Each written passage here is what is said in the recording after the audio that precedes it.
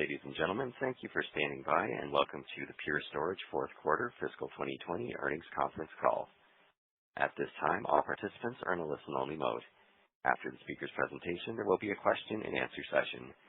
To ask a question during the session, you will need to press star 1 on your telephone. Please be advised that today's conference is being recorded. If you require any further assistance, please press star 0. I would now like to hand the conference over to your speaker today, Matt Danziger, Vice President of Investor Relations. Thank you. Please go ahead, sir. Thank you, and good afternoon. Welcome to the Pure Storage fourth quarter and full year fiscal 2020 earnings conference call.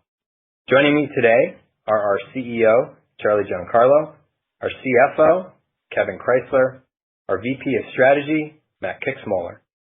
Before we begin, I would like to remind you that during this call, management will make forward-looking statements which are subject to various risks and uncertainties.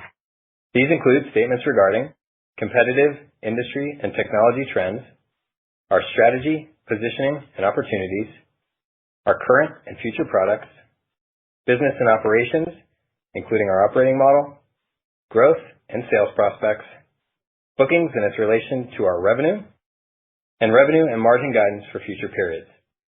Any forward-looking statements that we make are based on facts and assumptions as of today, and we undertake no obligation to update them. Our actual results may differ materially from the results forecasted, and reported results should not be considered as an indication of future performance. A discussion of some of the risks and uncertainties relating to our business is contained in our filings with the SEC, and we refer you to these public filings. During this call, we will discuss non-GAAP measures in talking about the company's performance, and reconciliations to the most directly comparable GAAP measures are provided in our earnings press release and slides. This call is being broadcast live on the Pure Storage Investor Relations website and is being recorded for playback purposes.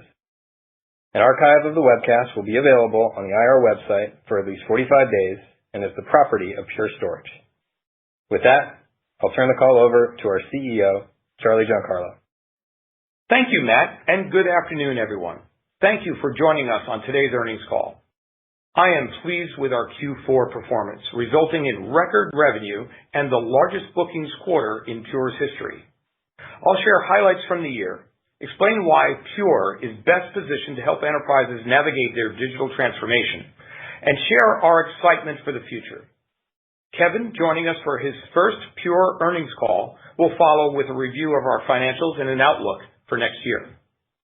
At Accelerate last September, we announced Pure's strategy for our second decade.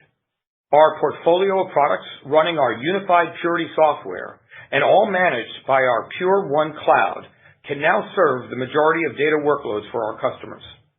Mission-critical production, test dev, analytics, disaster recovery, and backup and recovery in all environments, on-premise, in cloud, and hybrid. The Purity software platform brings performance, simplicity, and cloud-era API automation to storage at any scale. We call this strategy the modern data experience, and we are succeeding by helping our customers transform their storage operations to a modern, shared, as-a-service model. I will share more on how Pure's technology is at the center of our customers' strategic initiatives. Before I share our results, and because it is on the minds of both our customers and investors, I would like to spend a moment on the coronavirus outbreak. We sympathize with all of those directly affected by the virus, and we commend everyone working so tirelessly to address it. We have taken active measures to ensure the safety of our employees and those of our supply chain partners. Based on what we know today, we do not anticipate a significant impact to this quarter's supply and operations, although the situation remains quite fluid. Pure has in place a multi-continent supply chain strategy to source components and assemble our products, and we continue to monitor the developing situation diligently. Now to our results. I will share color from the full year, and later Kevin will provide highlights from Q4. Fiscal 20 finished strong with total revenue of $1.64 billion, growing 21% year over year, while navigating through an unparalleled industry pricing decline. In Q4, we started to see a return to a more normalized pricing environment. Pure's continued differentiation is evidenced by our 70.5% non-GAAP full-year gross margin. Non-GAAP operating profit was $56 million, demonstrating yet another full year of profitability. We exited the year with over 1,700 new customers, bringing our total customer count to more than 7,500, which now includes 44% of the Fortune 500. Pure is delivering the modern data experience through our portfolio of solutions and services built around four key tenets. Fast matters, cloud everywhere, simple is smart, and a subscription to innovation. These tenets drive our engineering innovation engine and resonate with customers because it aligns with their requirements for a cloud-like API-driven operations and performance across their infrastructure. It enables them to deliver a storage-as-a-service experience to meet the needs of their developers, DevOps teams, and modern applications. Pure's technology portfolio and continued pace of innovation are paying off with transformative products and solutions that delight our customers. Pure enables customers to transform their storage operations from bespoke, manually managed silos to a modern shared as-a-service model, delivering choice and flexibility in how storage is consumed and managed. A key hallmark in Pure strategy is our subscription services with Cloud Block Store, Pure as-a-Service, and our Evergreen business model.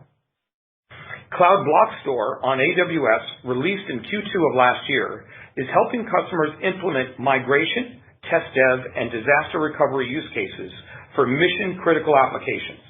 And Cloud Block Store is now in beta for Microsoft Azure. Pure also joined Google Cloud's Anthos-ready storage initiative for multi-cloud deployments earlier this month. We achieved the largest ever bookings of Pure as-a-Service in Q4, including wins at 3 major international banks. Pure as-a-Service allows customers to unify their storage procurement strategy to a consistent cloud model, whether deployed on-premise, in cloud, or in a hybrid environment, so that they can focus on what matters, driving business transformation. Pure provides a true hybrid utility model, offering flexible storage consumption as a genuine hands-free OpEx service. Turning to our portfolio, Pure's suite of products has never been more comprehensive. Today, we announced the 7th generation of FlashArray, further raising the bar on the product that continuously redefines modern storage. This new FlashArray X delivers 25% higher performance for mission-critical applications with a fully end-to-end NVMe architecture across all models and supports advanced storage class memory. And like every generation of FlashArray, the new FlashArray X is available through our non-disruptive Evergreen subscription upgrade for existing customers. FlashArray C, introduced in Q3 of last year, is the first and only all-flash product in the industry to bring flash performance to Tier 2 application economics. We are seeing phenomenal adoption of FlashArray C, and in its first 2 quarters has already become Pure's fastest growth product ever. Pure's FlashBlade product has redefined what's possible with big, fast data as customers look to create an all-flash data hub to consolidate their file and object data to power next-generation analytics, AI, and container infrastructure. A particular area of strength is the massive growth of log analytics as customers use FlashBlade to solve cybersecurity, fraud detection, and IoT use cases in partnership with Splunk, Elastic, and Vertica.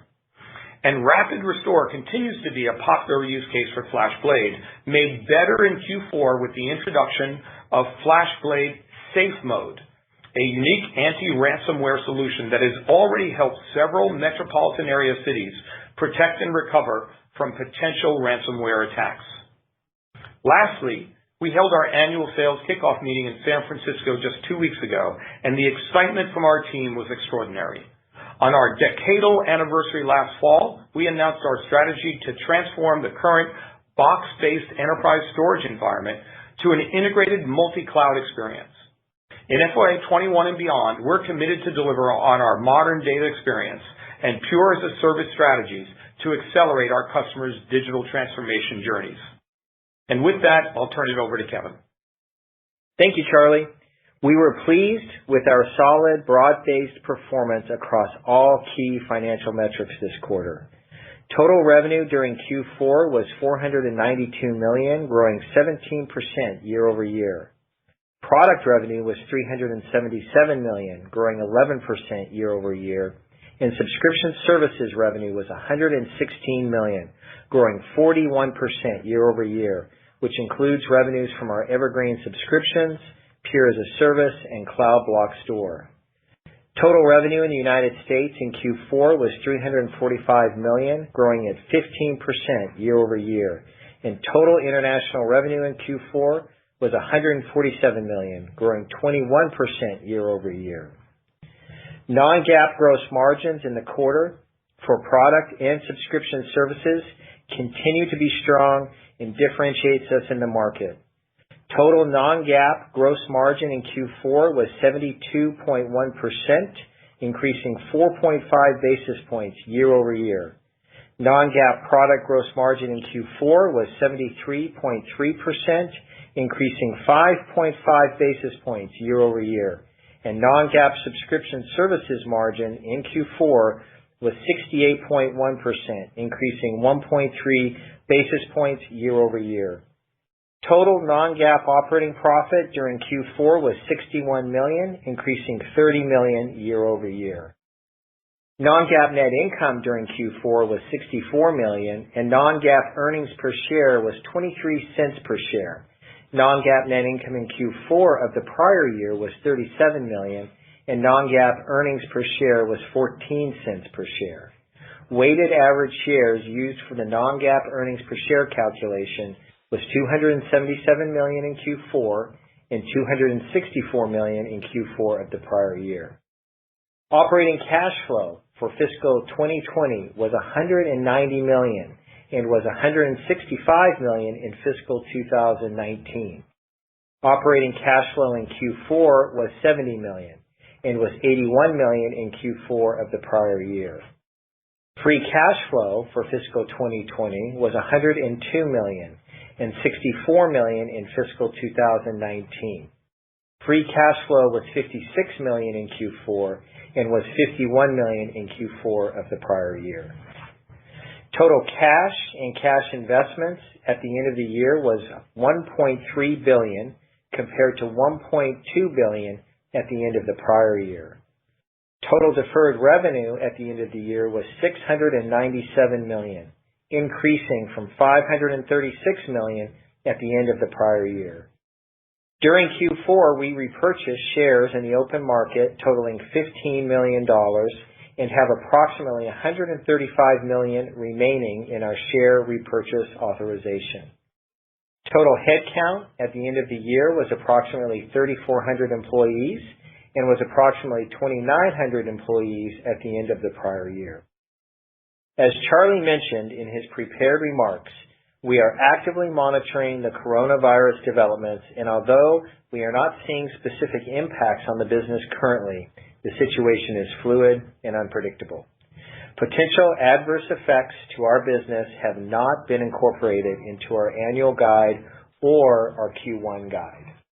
With the strong performance and growth outlook of our multiple subscription service offerings, we expect that our bookings growth will begin to outpace revenue growth next year.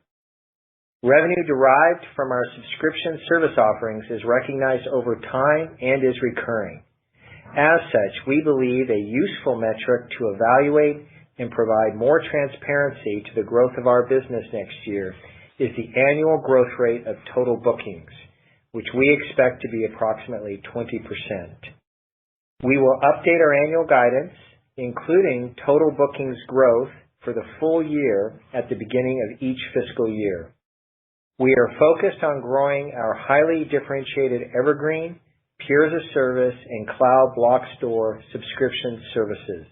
Given that these subscription offerings provide recurring revenue, total revenue next year is expected to be approximately $1.9 billion, growing 16% year over year. Non-GAAP gross margins are expected to be approximately 69.5%, and non-GAAP operating income is expected to be approximately $60 million for the fiscal year. Moving to our Q1 guidance. Total revenue for Q1 is expected to be approximately $365 million, growing 12% year-over-year.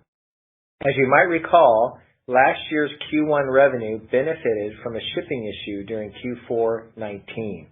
When normalizing for this shipping issue, our guided Q1 revenue growth rate would be 4 basis points higher.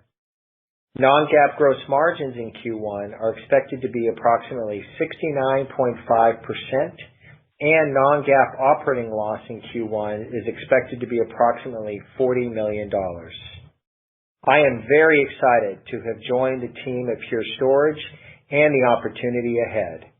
We see strong momentum in our portfolio, including our innovative subscription service offerings that will continue to position us well in the market and with our customers. With that, we will now open the call for questions. As a reminder, to ask a question, you will need to press *1 on your telephone. To withdraw your question, press the pound or hash key. Please stand by while we compile the Q&A roster. Your first question comes from Aaron Rakers from Wells Fargo. Yeah, thanks, guys, for taking a question.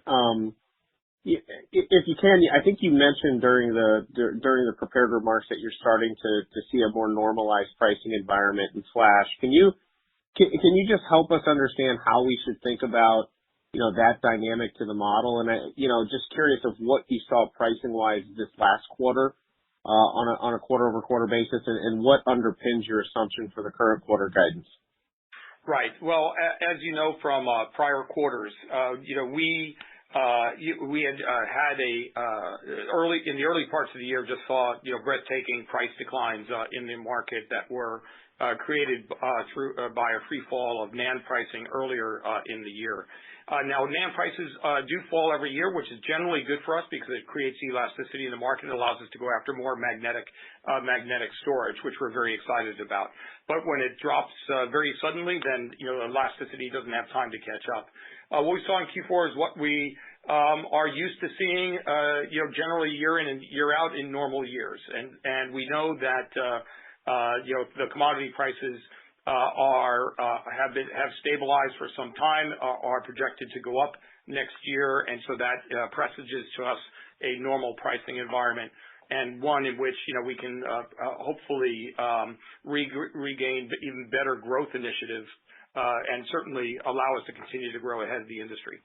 And Aaron, this is Kevin. When you think about it specifically for the annual guide and Q1 guide, in this concept of a normalized pricing environment, that really contemplates both a volume expansion as well as what we would consider normalized declines in ASPs.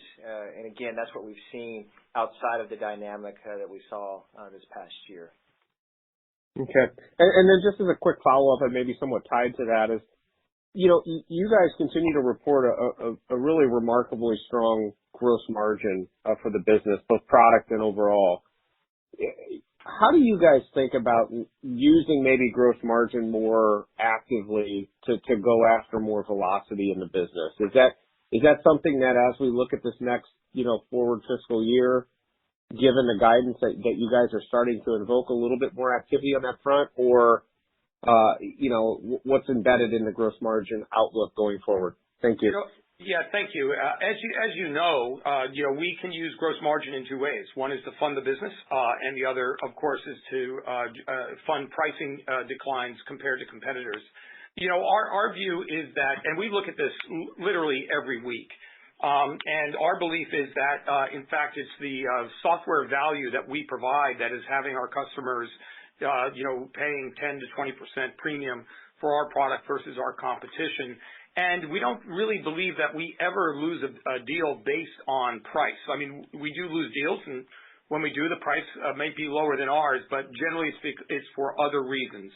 And so the minute we feel like we could win, we would certainly trade off price for more wins, but we don't believe that that's what we're seeing right now. We continue to believe that expansion of the sales force more feet on the street, calling on more customers, on more opportunities is the right way to use our margin.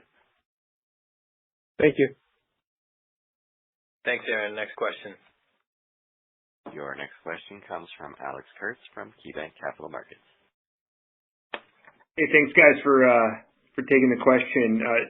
Charlie, the last couple of quarters with the pricing environment, I remember having a discussion with you about when the market stabilized that there would be some revenue upside as you kind of see the NAND price environment improve, right? Because at some level it's a little bit of a pass-through impacting both negatively and positively. So, as you look at the full year guide, is that contemplated at all as far as capturing some revenue upside from this? We definitely are looking at this year as a much more normal pricing environment, and that allows us to forecast a 20% growth year compared to a flat industry. We're certainly not, we're looking at a roughly a flat macro, year to year. So we're not projecting upside or downside, in the overall industry overall, but we believe that in a overall environment in which pricing holds, that we're going to have well above competitive performance in terms of growth. And let me just add on to that, if I could, Alex and Charlie. Look, we're in terms of our business growth next year, as Charlie said, we're running at 20%, and that's why we provided that bookings metric for you, Alex, for this year in terms of how we're looking at it. And a couple of dynamics that I would just highlight. One is, again, the subscription services that we're seeing in terms of momentum, which really is creating this dynamic of a lag between bookings and revenue that we'll see next year. But we also want to be prudent given the current environment, as we're clearly seeing some headwinds on the macro side, and want to make sure we're contemplating that. Now that would exclude coronavirus, but outside of that, we're still seeing some headwinds. Just one question quickly for you, Kevin. Given your time at VMware, a company that could obviously distribute software at scale globally, what do you think about as far as bringing best practices from that platform to Pure, and kind of where do you see opportunities to expand Evergreen and Cloud Block Store? What's your initial thoughts so far? Yeah. I'll share some initial thoughts in terms of my view, but I would also probably comment from an observation standpoint that the company is doing a really nice job. In fact, best practice in terms of software development, the amount of investment we have in our R&D group on software, and clearly that's what's already differentiating this company from its competitors. And so from there, we'll look at different models to expand on, and that's why we're really focusing on our subscription services, including Pure as a Service and Cloud Block Store. Yeah. And, Alex, you actually know this well. 95% of our developers are software developers. So, we're a software company that started out by shrink wrapping it in iron, and now, more significantly, we have products such as Cloud Block Store, which is 100% of our Purity software operating directly on top of AWS, and now in beta on Azure. And it's a unique and unified software offering operating across all of our products, and multi-cloud, multi-platform, and pretty soon, both with respect to flash array, multi-tier and multi-protocol.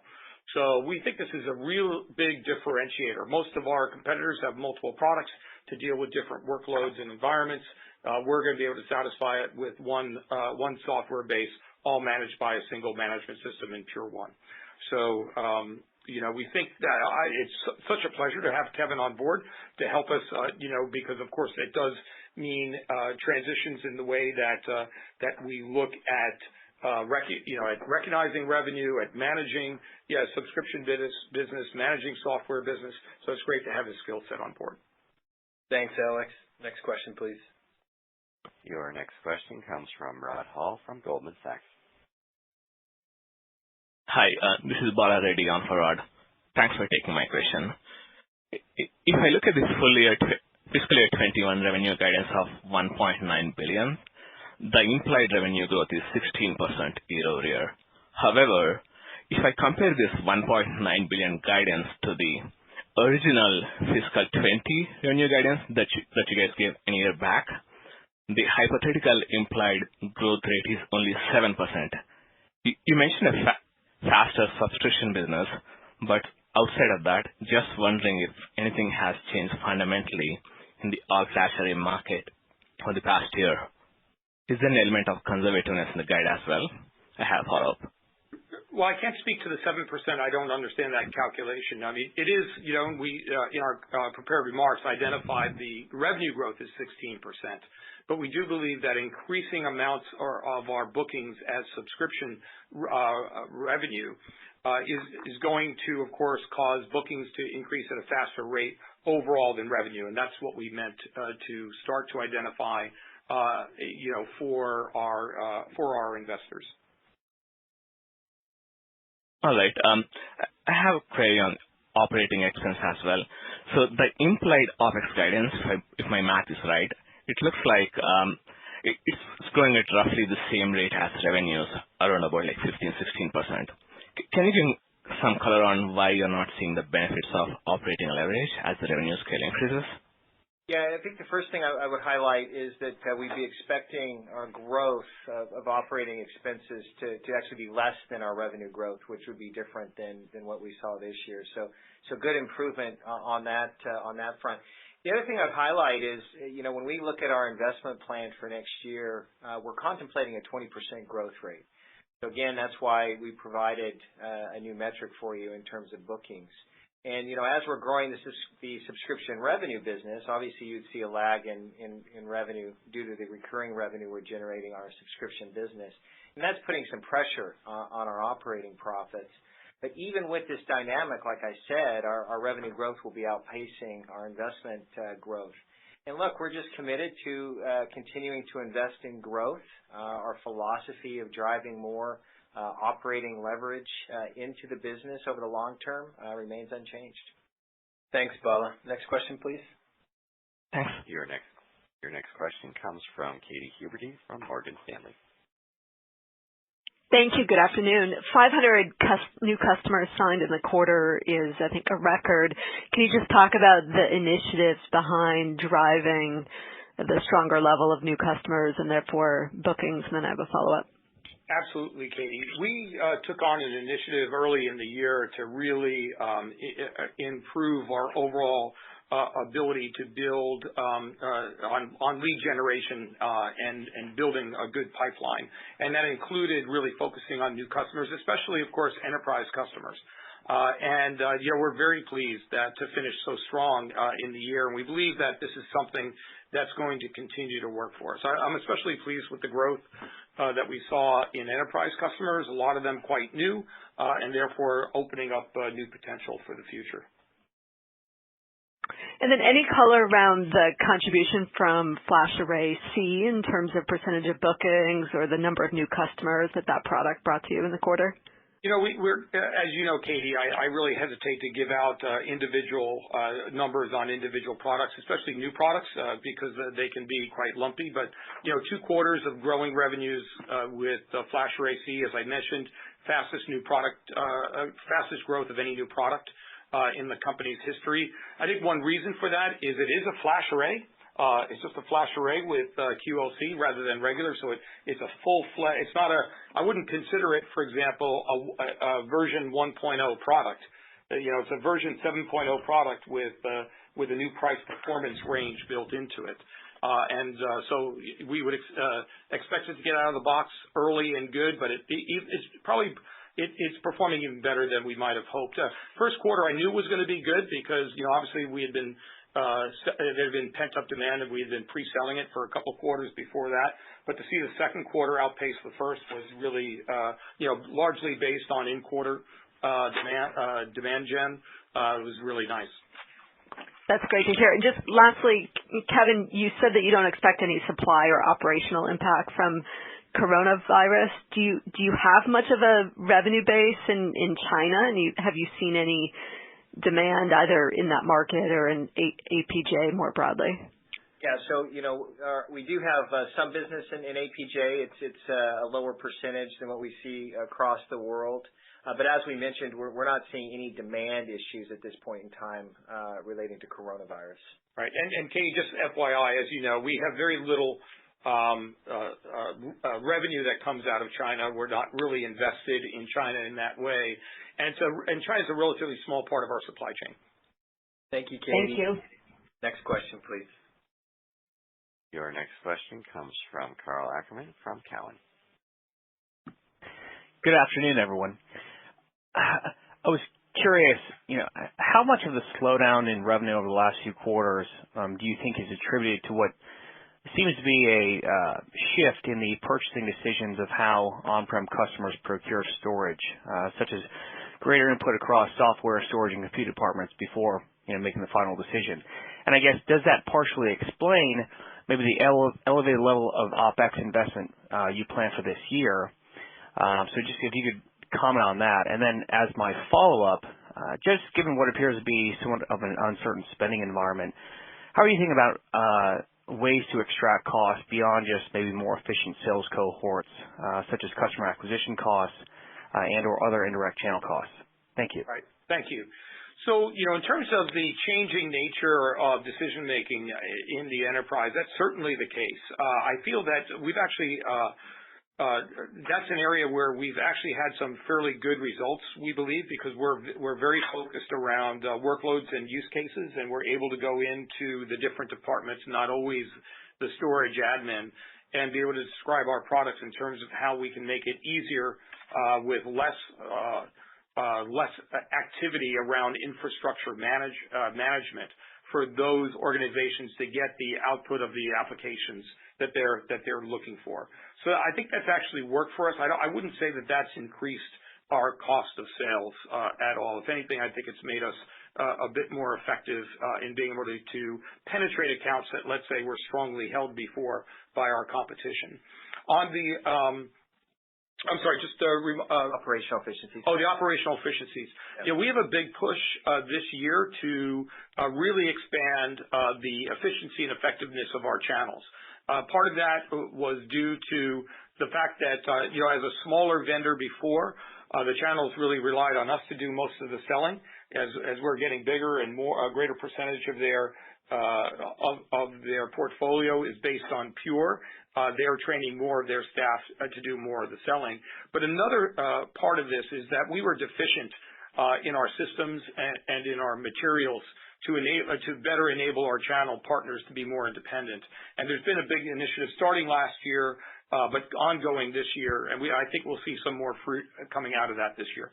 Yeah, and Karl, this is Kevin. Even when you're contemplating the lag in revenue, which is putting some pressure on operating profits this year, when you take a look at our operating expense as a percentage of revenue, that's coming down slightly, and we're looking to get some operational efficiencies, especially within sales and marketing in the non-quota carrying head environment. And so we expect to see some improvements there despite what we're trying to do from an investment standpoint in R&D, as well as continue our investments with our quota carrying heads. Thanks, Karl. Next question, please. Your next question comes from Jason Ader from William Blair. Yeah, thanks, guys. I jumped on the call late, so apologies if this was already asked. I thought I was on the VMware call with Kevin here, so. But I wanted to just understand a little bit better about the leverage. So originally you had talked about 6 to 11% for fiscal 21. Obviously, the revenue growth has been pretty solid, and you're clearly taking a lot of market share.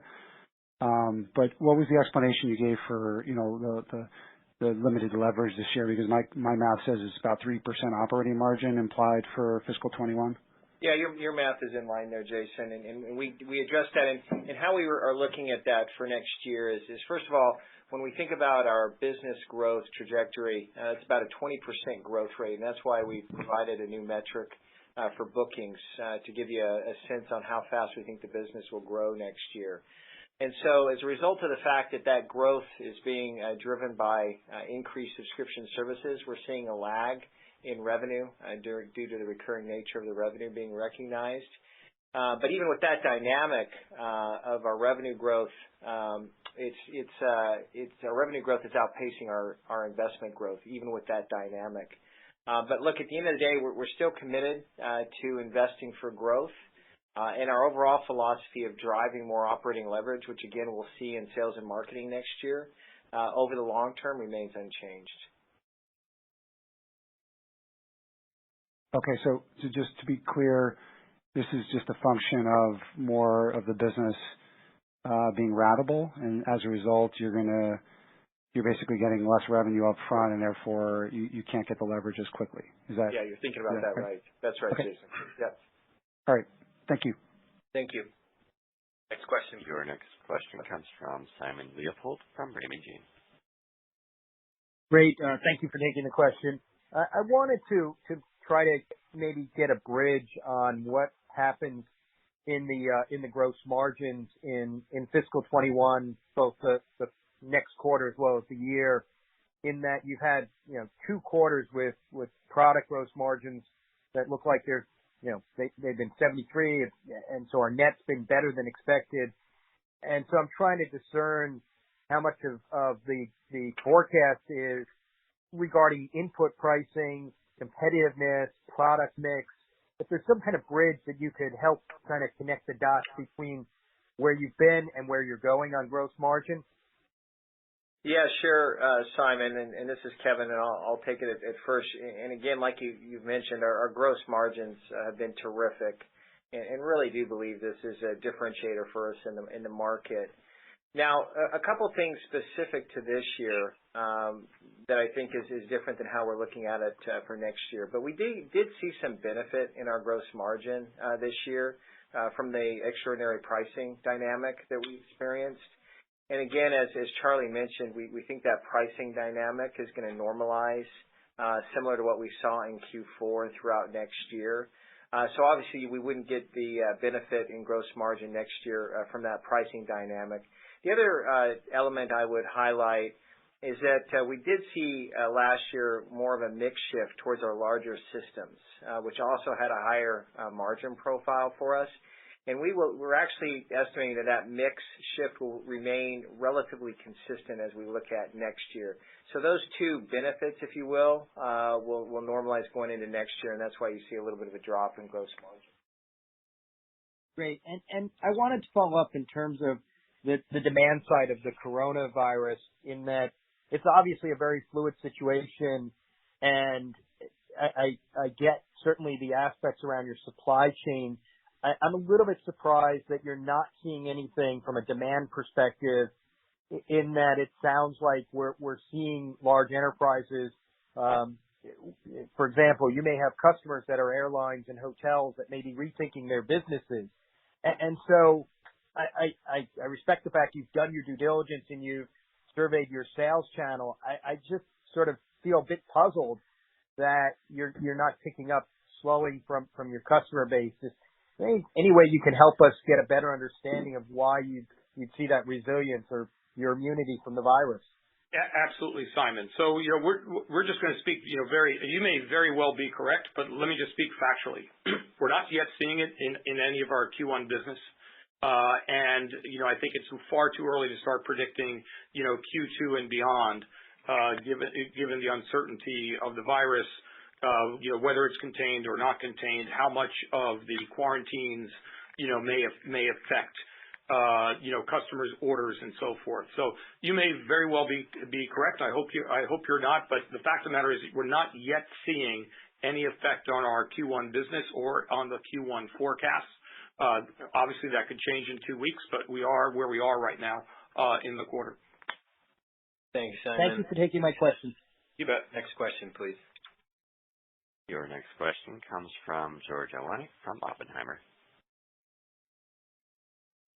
Thank you for taking my question. So, Charlie, just following up on that, are there any regions where there are any indications that things are changing? Are deal sales cycles basically the same as they were last quarter? It's very early in the quarter, to be honest with you. So, I'm not even sure that that we would see it unless it were a dramatic change, in tenor. But so far, no. Okay. And just from a competitive standpoint, how do you feel about win rates versus your main competitors? Very good. No real change. As you know, every week, every month, every quarter is a tough fight with our competitors, but we continue to outpace them, in terms of growth. If we look at Q1 through Q3, where we have the industry analysts, we grew 3 times more than our closest competitor and probably 20 points more than the industry as a whole. I think we're taking share from every competitor, and if you look at some of the more recent announcements, they're actually shrinking while we're growing. So, we feel very good about our competitive position. Thanks. And last question. Oh. Yeah, please. Just on the CloudBox store, with Azure in beta now, AWS being GA for a while, how do you see the customer reaction to the expanding reach? Yeah, very good. I think for several reasons. One is they really see it as a unifying force in a portfolio. They can design to one set of interfaces. They can design to one management environment and manage their data, regardless of whether it's on-prem in the or regardless of which cloud they put it into. They're pleased that they can take some of their primary, their primary application environments. And now they have an easier way of being able to transition them to the cloud without having to do a full refactoring or rewrite of the software. And we're seeing a lot of interest in the new use cases that I outlined in my prepared remarks. Especially around DR, DevOps, and backup and recovery. So. It is very new. I will put it that way. It's very new for customers, and so and we're happy to see a lot of tire kicking and a lot of testing going on, and it gives us great optimism that the products will continue to scale and grow in our customers' minds. Thank you. Thank you. Next question, please. Your next question comes from Wamsi Mohan from Bank of America. Yes, thank you. Can you help us think through how much of your 2020 growth, either in revenue or bookings terms, you're expecting that might come from upgrades from prior controller sales versus new customer sales? Yeah, this is Kevin. We don't break that out, and really what we're looking at is really the differentiation between our subscription business, which is growing at a very fast rate, versus cap purchases. And that's really how we're looking at the business. Yeah, although Wamsi, I think with 500 new customers in the quarter and over 1,700 on a year-to-year basis, I think you can understand that there's quite a bit of business that comes from new customers. Of course, the new customers have to absorb the products that they buy, get used to them, understand our value proposition to come in for more. But we get some very large new customers. We've gotten some very large orders from brand new customers, which is a change from before. When we were younger, there'd be a lot of tire kicking before purchase. Now we're finding new customers buying with sometimes 7-figure new product sales. So first time sales, I should say. So we're very pleased with new customers, but of course, the meat and potatoes of the business is growing our revenue inside of existing customers, and I think that's an area where we continue to focus a lot of attention. Okay, thanks for that, Charlie. And just on cash flow, you obviously had a very nice cash flow generation for the full year. How are you expecting both CapEx and free cash flow to trend in this coming year? Yeah, I think a general line of thinking for CapEx next year would be about 5% of revenue is how you should be thinking about it. Okay. Yeah. Thank you so much. Next question, please. Your next question comes from Pinjalim Bora from JP Morgan. Oh, thank you. Hey, guys. One question on the platform motion, Charlie. We have heard from your partners pretty positive things about selling the platform. I'd love to hear how are you driving the sales motion? What are you seeing? Especially, are you positioning Pure as a service? as the default choice, essentially, for the same? And are you making any specific changes on the comp plans to incentivize kind of a bundled platform selling? Absolutely. Well, Pinjalim, we just completed our sales kickoff, and a big theme of the kickoff was what we call our modern data experience strategy and Pure as a service. And I would say that the encouragement for the sales force is to position Pure as a service first in a new customer situation. Because it very much differentiates us in the market overall. Now, that being said, the sales force is paid pretty much equally. There should be no, for a salesman, they will get paid roughly the same, whether it's Pure as a service or a CapEx sale, because we really want them focused on providing the customer what they want and they need. We want to give the customer flexibility and give them choice. But at the end of the day, we want the customer to really be deciding for themselves, not our sales team, based on how they're compensated. But we're very pleased with the take up of Pure as a service, and we definitely a good acceleration year for us. And I think it's taking customers time to look at their own data centers differently than they look at the cloud. Of course, cloud's always subscription first, but their data centers have been CapEx first. But now it's opening up great new opportunities. I will say, some color on this is that we're getting not just first-time six, but also seven-figure deals for Pure as a service. First-time deal, it might be an existing customer or a new customer, but either way, these deals now, first-time Pure as a service deals in these customers, 6 and 7 figures. Wow, interesting. Okay. And on that vein, I guess as that takes or accelerates and the subscription the business becomes larger, and you're talking about this lag effect to revenue, and you kind of highlighted the bookings metric. How should investors track that on a quarterly basis? I mean, should people start looking at calculated billings, RPO-based bookings, or would those metrics have kind of an impact from term changes and maybe add some noise? What is the best metric for investors? Right. It's a great question. We, as Kevin mentioned on the call earlier, we provided a bookings metric, and that can be used, on an annual basis right now is what we're looking at to track it somewhat. But we do understand that there are other metrics that, as this becomes a greater percentage of our business, that investors are going to want to know. I'll let Kevin speak to this. Yeah, I think a good starting point, especially with the traction we're getting with our subscription services, was this first new metric around bookings on an annual basis.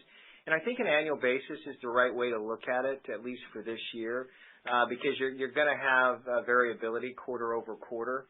So we'll give this a start, and as we get into the year, if there's important information to reflect, we'll definitely do that. Thank you, Pinjalim. Understood. Thanks. Next question, please. Your next question comes from Eric Suppiger from GMP Securities. Yeah, thanks for taking the question. Couple questions. One, just to be clear, are you not doing any of your contract manufacturing in China? And then secondly, can you talk a little bit about your visibility into your flash supply? Do you have 90 days out, or what kind of inventory do you stockpile on that? Yeah, let me start with that, and then I'll turn it over to Kevin for some of it. So we do have some of our sub-assemblies that come out of China. We've been right on top of that, where we know each of the factories, each of the lines, know how they're operating. And so, as we said, we're very confident. We're fairly confident as one can be in an uncertain environment for Q1. We have high degree of confidence.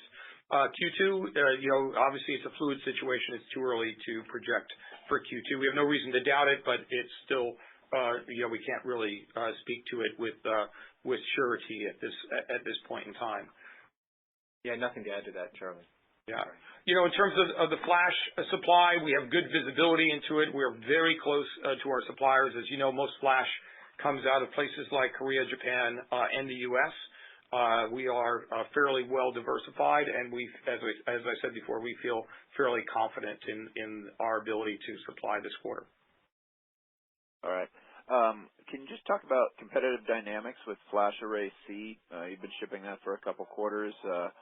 Is there any updates in terms of who you're seeing most, or any competitive pricing dynamics there? This is Kix. I'll take this one. So, I think one of the biggest surprises around FlashArray//C is it's largely been completely unanswered by the competition. And so, we've really enabled ourselves to go after a whole new set of use cases around Tier 2 data with FlashArray//C, and the interoperability between X and C allows customers to implement tiering strategies and to really have applications seamlessly go back and forth between Tier 1 and Tier 2 Flash. So it's been a great growth story. Haven't heard much from the competition on it at all, and so we feel like that's a great part of our business that is set up well for the year. Thanks so much, Eric. Next question, please. Thank you. Your next question comes from Amit Daryanani from Evercore. Hey guys, this is Michael on for Amit. So wanted to touch on the guide. For Q1, you're pointing sales up around 11% versus the full year around 15%. Can you just tell us, kind of what changes as the year goes on to have growth inflect? Yeah, this is Kevin. In my prepared remarks, our Q1 revenue is in line with our expectations. A couple things that I mentioned though is, back in Q1 of last year, we had a shipping issue in Q4 that actually benefited Q1 to about 4 points. And we actually evaluate or normalize that shipping issue and the benefit in Q1 of 20. We're right in line from a seasonality perspective, whether you look at it from Q4 to Q1 or whether you look at it as a percentage of total revenue. So I think we're quite aligned in terms of how we're looking at it, but it did impact our growth rate for Q1. Okay, and then it sounds like Pure as a service is going pretty well. We're just kind of wondering, with where you're seeing the uptake on that, is it more existing customers or is it something you're seeing enable net new gains? Yeah, no, it's both actually. It's very interesting. We're definitely seeing net new gains. But that is new customers who are buying like to buy in this manner. But we're also seeing existing customers who are changing the way that they want to buy. And it's actually given us new opportunities, frankly, in environments where we might not have done quite so well, but the fact that our competitors can't really compete with this model. So it's really given us new opportunities both in existing accounts as well as new accounts. Yeah, one other dimension I would add that I think sometimes folks miss is that Pure as a service is also a transportable subscription. And so the conversation we're having with customers about being able to deploy now on-prem, but have that optionality to move to the cloud whenever they like is really game-changing. And it's something that differentiates our as a service offering compared to all the competition. Yeah, that was particularly true in one very large customer that we have who plans on migrating over time to Azure. They're a beta customer, obviously, of our CBS on Azure. They're a big user of our on-prem, continue to be buyers of our on-prem storage. But the fact that they will be able to more easily move their primary workloads over to Azure because it's based on our product has been just a huge advantage for us. Okay, and is that something that you're not seeing offered by competitors in the market? We're seeing repackaged leases. It's not the same. Thanks so much, Michael. Next question. Thank you. Your next question comes from the line of Nehal Chokshi from Maxim Group. Yeah, thank you, and congratulations on a great quarter. So this bookings guidance of 20%, revenue growth of 16%, the Delta subscription, to help tease out to make sure that this is indeed the Delta there is indeed subscription. Can you tell us what percent of bookings in fiscal year 20 was actually subscription, and how much do you expect it to increase to in fiscal year 21? Yeah, this is Kevin, and again, as I mentioned, we're sharing the bookings growth rate for next year, really because this is the first year where we're seeing a divergence where expected bookings growth rate is outpacing our revenue growth rate. We did not see a similar dynamic last year. And so that's why we're not going to go into a lot of detail in terms of what our bookings growth rates were in the prior year, really because the divergence we're seeing is the first for this upcoming year. And again, the bookings growing at a faster rate than revenue is really being driven by the momentum of our Evergreen subscriptions and Pure as a Service in our cloud block store. Okay. And then can you just give a little detail on the mechanics of the subscriptions here, i.e., what's the distribution of a subscription booking between revenue, deferred revenue, and unbilled contract value in the first quarter of a dollar book subscription? Yeah, so, in terms of the detail, first of all, TCV is really being used both for our subscription services as well as our capital transactions, so you've got similarity there. But you're right, you are going to have situations where some of the subscription services will be outside of deferred revenue.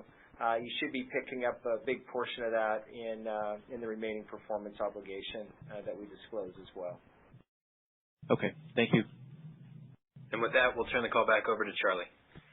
I want to thank you all for joining us on this call. As you might be able to tell, we are very pleased not only with Q4 but with our performance, throughout FY20. It was a fantastic product year for us. We announced our strategy for the next decade, which is to deliver a platform that allows customers really to realize the value of their data as a service and with cloud-like efficiency and orchestration. We are very excited about the opportunities in front of us. We understand what our customers want, and we believe the combination of our subscription services, our product portfolio, and frankly, the experience that only Pure offers enable us to really deliver the kind of data experience that our customers are expecting and provide the solutions that our customers need to allow them to digitally transform. I want to thank you for your time today, and we look forward to speaking with you again next quarter. Ladies and gentlemen, this concludes today's conference call. Thank you for participating. You may now disconnect.